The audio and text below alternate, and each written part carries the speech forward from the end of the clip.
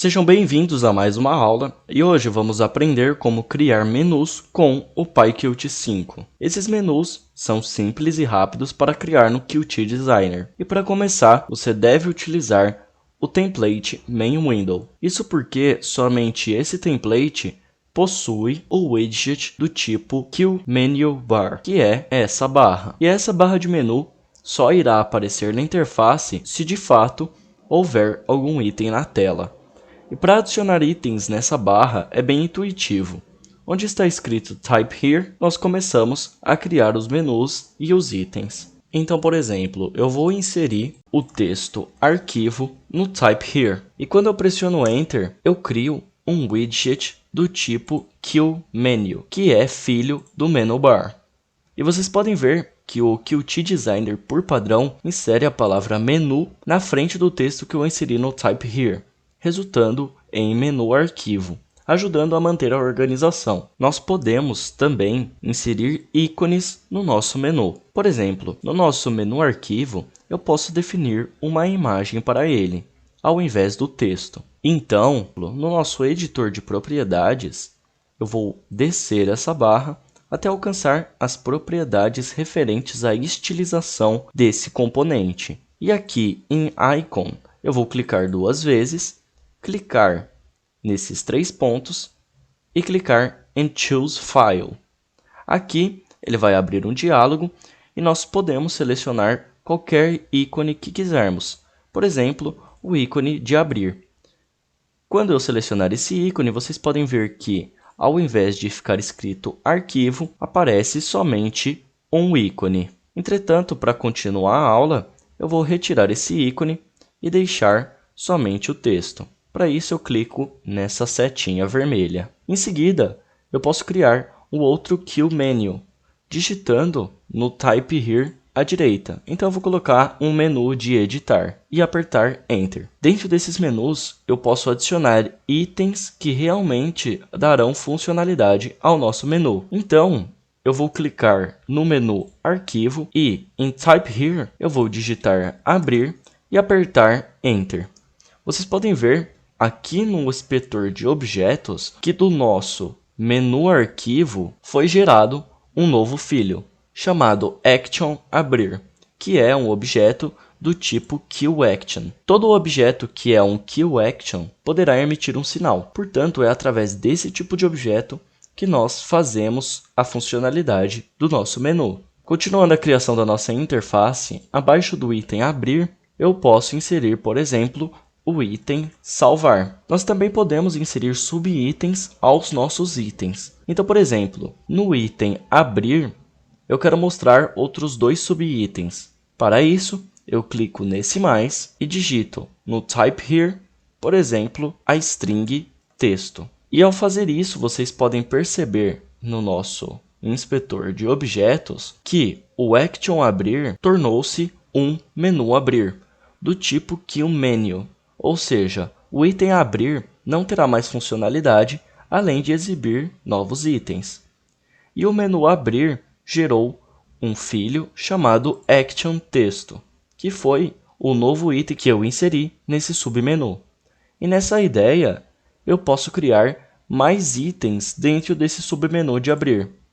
Como eu disse, todo objeto que é um QAction terá uma funcionalidade em nossa interface. E agora que toda a estrutura do menu está montada, eu posso gerenciar essas funcionalidades. Então, indo na seção View e clicando em Action Editor, nós veremos todas as ações que construímos.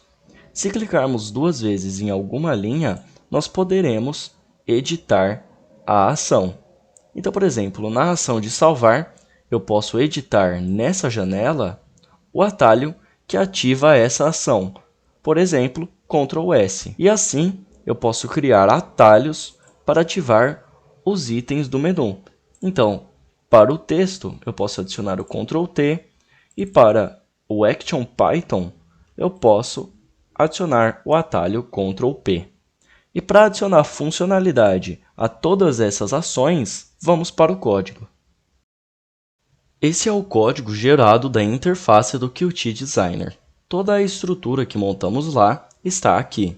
Então, os menus eles estão com a palavra-chave menu na frente do nome e as ações com a palavra action. Nas primeiras linhas, nós temos a criação do nosso menu bar e dos menus. E aqui percebe-se a ideia de hierarquia, já que o menu bar será pai dos menus arquivo e editar. Já o menu abrir é filho do menu arquivo. A criação das ações está mais abaixo, além da ligação dessas ações com os respectivos itens do menu, logo em seguida. Quando o menu tem submenus, conta-se com o método menuAction. Isso porque esse método retorna todas as ações associadas com o menu. Portanto, vocês podem ver que no menu arquivo eu adiciono uma action. E entre os parênteses, através do objeto menu abrir, eu utilizo o menuAction.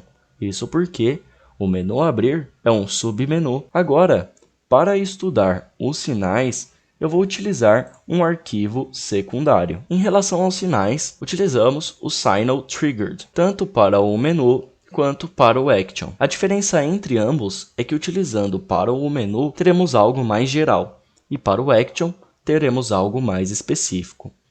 Então eu posso, por exemplo, aplicar ao nosso menu arquivo a emissão do sinal triggered e conectar a um slot chamado selecionado. E agora eu posso criar esse slot. Então def selecionado e após o self eu vou inserir um parâmetro chamado item. E dentro desse método eu vou printar item.text mais a string foi selecionado.